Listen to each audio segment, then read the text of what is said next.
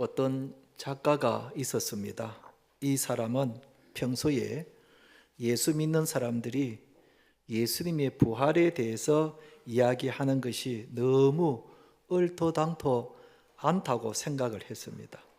그래서 이것이 얼마나 잘못된 것인가를 사람들에게 알리기로 결심을 하고 예수님의 부활이 진리가 아니라는 것, 부활하지 않았던 증거들을 끌어모으기 시작했습니다.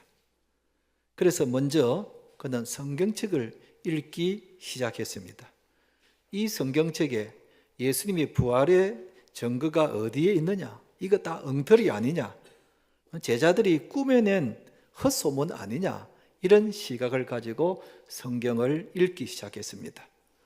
그가 성경을 읽고 또 연구하고 또 조사를 했는데, 그런데 성경을 연구하다가 그만 예수님을 믿게 된 겁니다. 그리고 예수님의 부활도 믿게 된 겁니다. 그래서 그가 반대로 예수님의 부활을 전해야 되겠다, 이런 마음을 가지게 되었는데, 이 사람이 바로 그 유명한 벤허, 영화 벤허라는 위대한 작품을 쓴 미국의 웰리스라는 사람입니다. 여러분, 기독교의 핵심이 뭡니까? 예수님이 부활하셨다는 것입니다. 아멘. 기독교의 3대 절기가 있습니다. 그것은 예수님의 탄생, 성탄절, 그 다음에 예수님의 고난절, 그 다음에 부활절. 이 3대 절기는 예수님의 3대 절기를 빼고는 예수님을 말할 수가 없습니다. 앞에 탄생과 죽으심은 다른 종교에도 다 있습니다. 여러분, 석가모니는 언제 태어나셨죠? 4월 초 8일 날 태어났지 않습니까? 음력으로 4월 8일 날 태어나셨습니다. 태어나신 날이 있는 겁니다.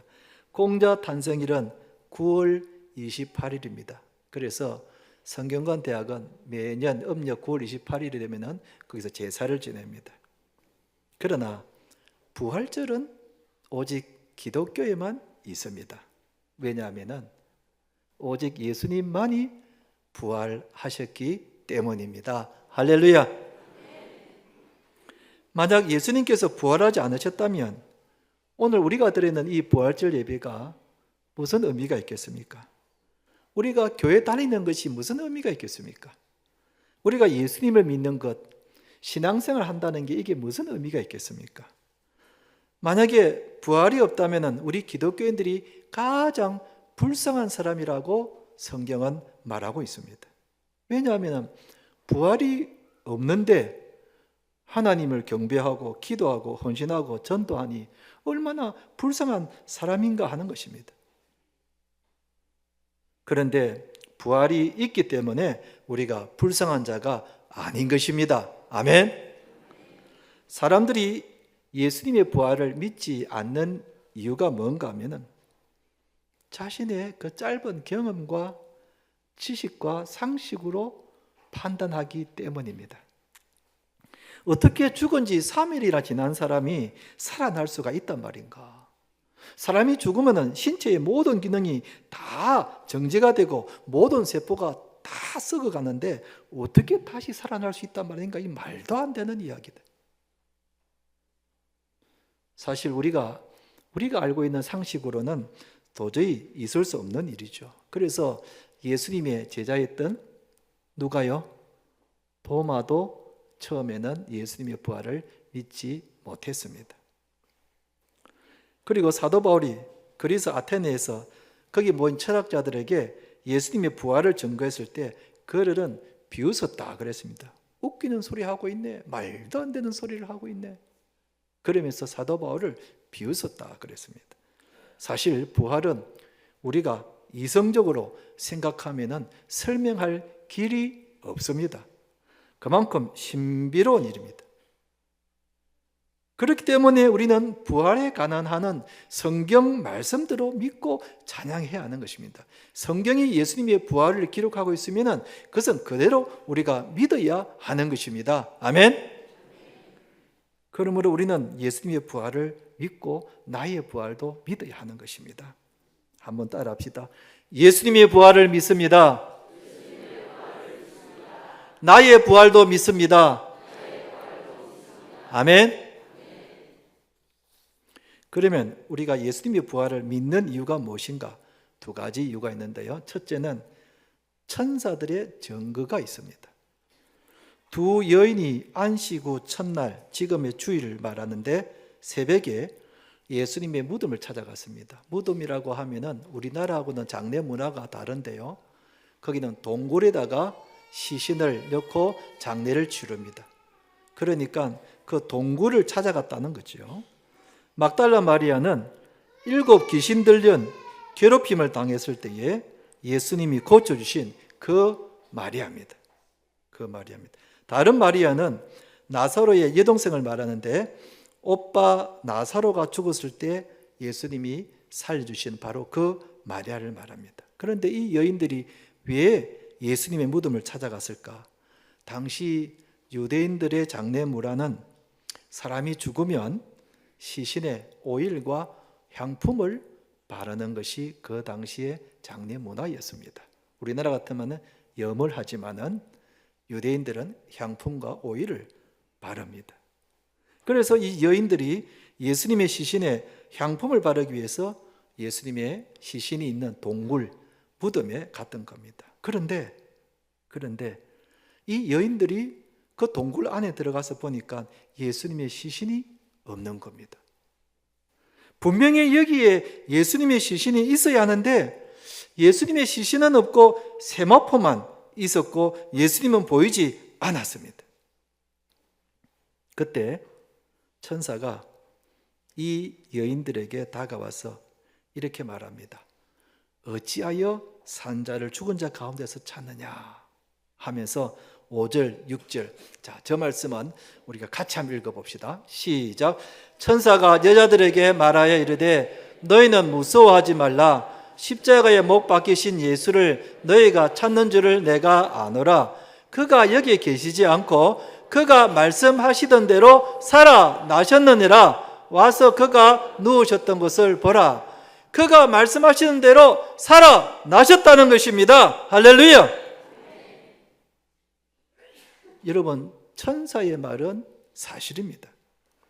천사는 하나님이 보낸 자이죠. 그래서 이 여인들은 예수님께서 죽음에서 부활하신 것을 믿었던 겁니다. 여러분, 우리도 천사들이 지내준 대로 예수님의 부활을 믿어야 합니다.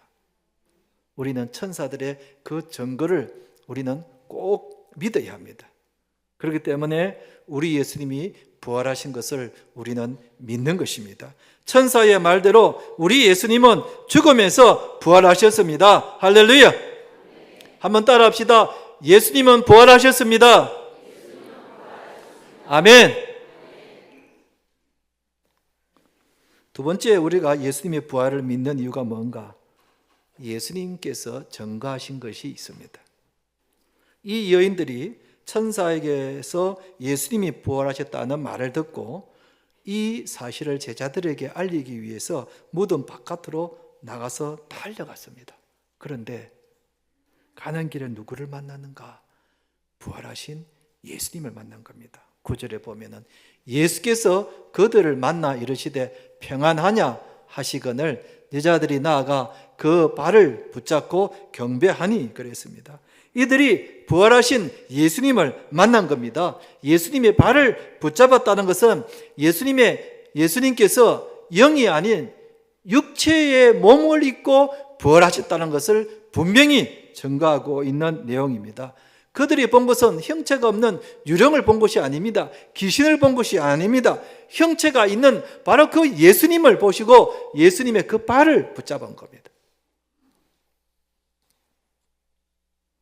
그리고 예수님은 제자들에게 부활하신 몸을 그대로 보여주었습니다. 예수님은 많은 사람들에게 자신이 부활하신 것을 직접 보여주셨습니다. 그래서 사도 바울은 고린도전서 15장 부활장에서 부활하신 예수님을 직접 본 사람들을 이렇게 소개하고 있습니다. 장사 지낸 바 되셨다가 성경대로 사흘 만에 다시 살아나사 게바에게 보이시고, 게바는 베드로를 말합니다. 후에 12 제자에게와 그 후에 500여 형제에게 일시에 보이셨나니 그 중에 지금까지 대다수는 살아있고 어떤 사람은 잠들었으며 그랬습니다. 이렇게 예수님은 자신이 부활하신 것을 직접 많은 사람들에게 보여주었습니다. 한두 사람도 아니고 500명이 넘는 그런 사람들에게 나타나셨으니 여러분, 이것보다 더 확실한 증거가 어디에 있겠습니까?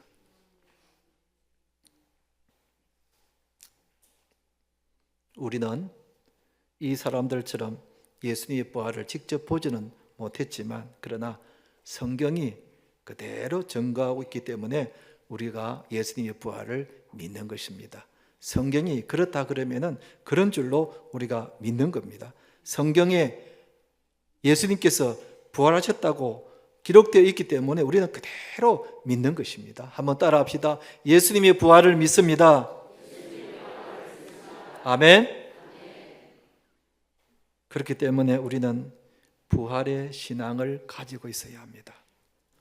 부활의 신앙이 무엇인가? 예수님께서 죽음에서 부활하신 것을 믿는 신앙을 말합니다. 그리고 예수님이 부활하셔서 지금도 살아 계신 것을 믿는 것을 말합니다. 그리고 살아계신 그 예수님이 지금도 나와 함께 계신 것을 믿는 것을 말합니다. 그리고 나도 예수님처럼 죽음에서 다시 부활할 것을 믿는 것이 바로 부활의 신앙입니다. 이 부활의 신앙을 갖고 있기를 축원합니다. 우리가 이 부활 신앙을 갖고 있어야 이 세상에서 담대하게 이길 수가 있습니다. 여러분, 우리는 세상에서 이 모양 저 모양으로 많은 위기와 역경과 환난과 어려움을 만납니다. 그럴 때에 이 부활 신앙을 가지고 있으면은 좌절하는 가운데서도, 낙심하는 가운데서도 담대해질 수가 있습니다. 부활 신앙이 무엇입니까? 우리 주님께서 다시 나를 회복시켜 주신다는 것이, 이게 부활 신앙입니다. 내가 지금 중한 병에 걸려 있습니까? 내가 지금 경제적인 어려움을 겪고 있습니까? 내가 지금 내 뜻대로 되지 않아 어려운 가운데 있습니까? 그러나 이것이 끝이 아니라 때가 되면은 하나님께서 다시 나를 회복시켜 주실 줄로 믿습니다.